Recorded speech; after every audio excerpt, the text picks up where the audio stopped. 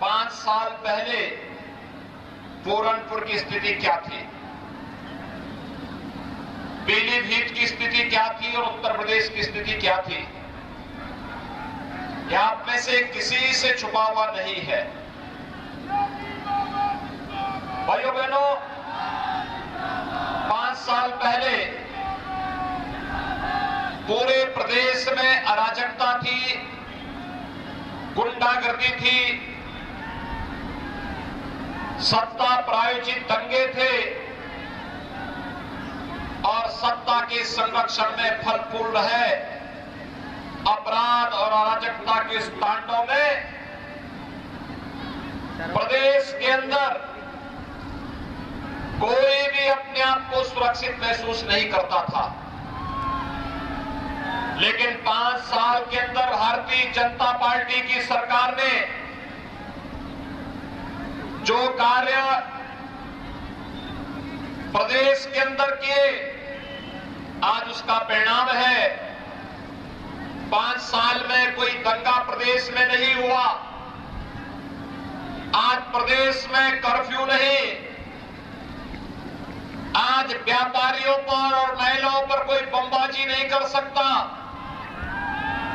आज भाइयों बहनों, कर्फ्यू का स्थान कांवड़ यात्रा ने ले लिया है और बमबाजी का स्थान हर हर बम बम का नारा लगाने वाले कांवड़ यात्रियों ने ले लिया है। प्रदेश के अंदर 25 करोड़ नागरिकों को सुरक्षा की गारंटी है, तो विकास के पथ पर बढ़ रहा हमारा पीलीभीत, जिसने कभी सोचा भी नहीं था, आज उस पीलीभीत में आपको एक नया मेडिकल कॉलेज मिल रहा है। मेडिकल कॉलेज निर्माण की आपका सपना, दशकों का सपना साकार हो रहा है। और यही नहीं, यहां पर तो हमारे विधायक बाबूराम जी ने जो जो मांग की, डिग्री कॉलेज की मांग की, डिग्री कॉलेज मिल गया, सड़कों की मांग की, वो मिल गया। और अगर उन्होंने मांग की कि रामलीला मैदान में अवैध अतिक्रमण है, इसको हटाया जाना चाहिए, तो उस अतिक्रमण को भी हम लोगों ने हटा करके इतना शानदार रामलीला मैदान आपको दे दिया है कि अब रामलीला ही नहीं, हर प्रकार के धार्मिक और सार्वजनिक कार्यक्रम, मांगलिक कार्यक्रम इस रामलीला मैदान में करेंगे।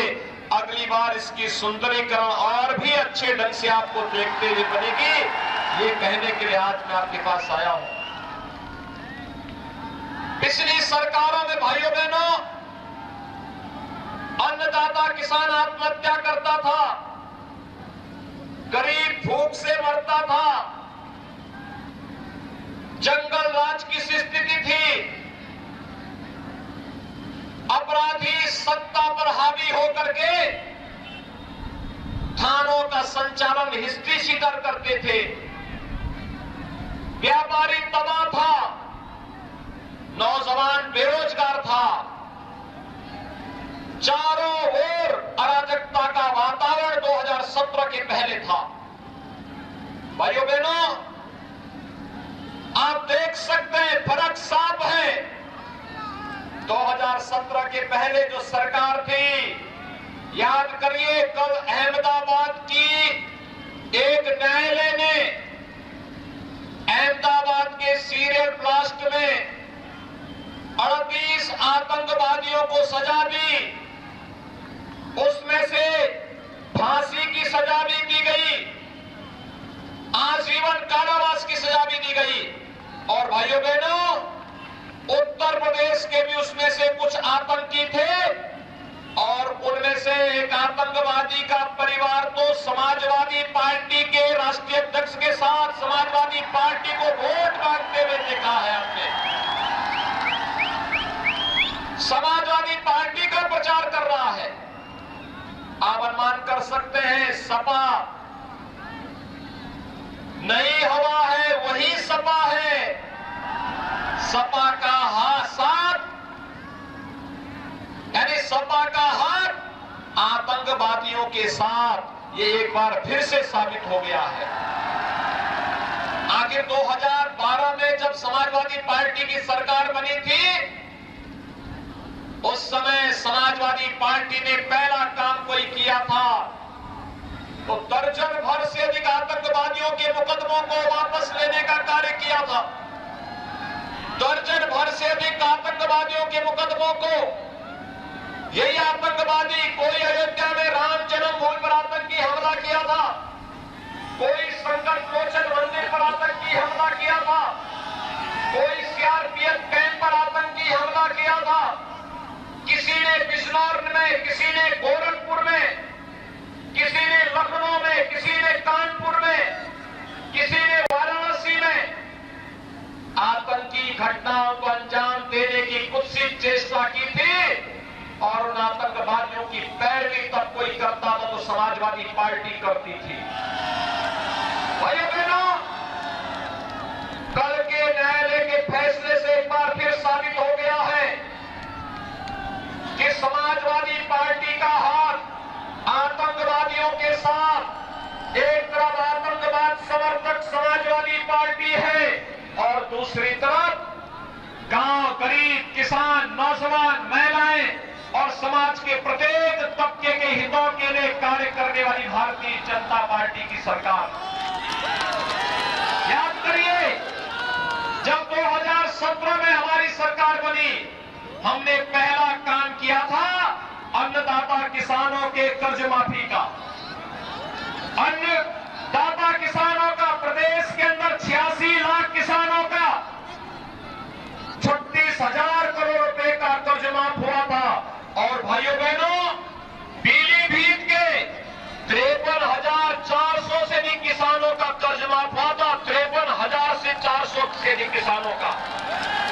और आज हमारे पीलीभीत के 3,05,000 से अधिक किसानों को प्रधानमंत्री किसान सम्मान निधि का सालाना 6,000 रुपए हर किसान के खाते में आ रहे हैं।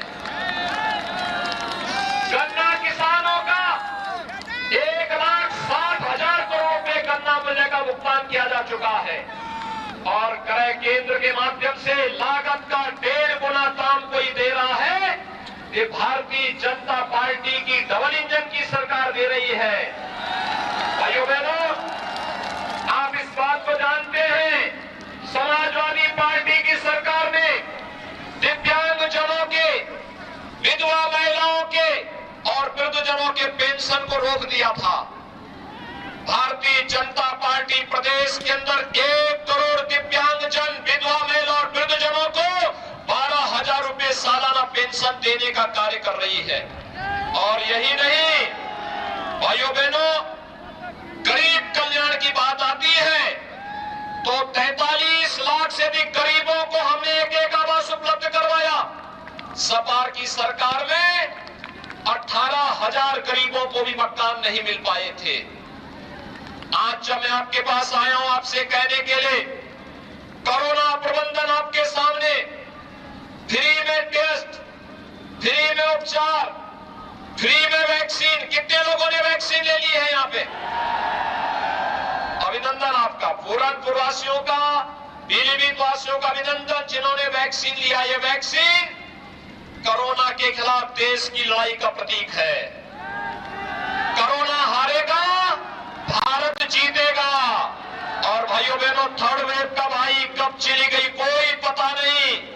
हमारा उत्तर प्रदेश सुरक्षित है, लेकिन जो लोग कोरोना के समय गुमराह करते थे कि मोदी वैक्सीन है, बीजेपी वैक्सीन है, आज उनको मुंहतोड़ जवाब दीजिए। अगर ये वैक्सीन हमारी जान बचाती है तो इसी वैक्सीन के पक्ष में भारतीय जनता पार्टी का ही हम समर्थन करेंगे। भाइयों बहनों, फ्री में वैक्सीन, सबको वैक्सीन और डबल इंजन की सरकार है तो मोदी जी के नेतृत्व में डबल डोज राशन की भी हर महीने गरीबों को मिलना होगा ना। पहले भी मिलता था क्या? पहले बिजली आती थी क्या? सपा की सरकार भी तो मेडिकल कॉलेज बना सकती थी, नहीं बनाया। और भाइयों बहनों, ये लोग राम भक्तों पर गोली चलाते थे और हमने तो कहा था रामलला हम आएंगे, मंदिर वहीं बनाएंगे। मंदिर का निर्माण भी हो रहा है ना।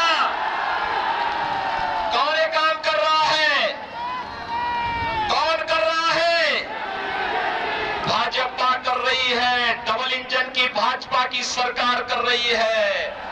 और ये काम इसलिए संभव हो पाया है क्योंकि आपने यहां पर चारों सीटों पर भारतीय जनता पार्टी का विधायक चुन करके भेजा था। मैं आपका आह्वान करना चाहता हूं, आप लोग फिर से बाबूराम जी को चुनाव जिता करके भेजेंगे? सभी लोग तैयार हैं? भारी बहुमत से विजयी बना के भेजेंगे? भाइयों बहनों, भारतीय जनता पार्टी ही सुरक्षा, सम्मान और स्वावलंबन का मार्ग प्रशस्त करेगी।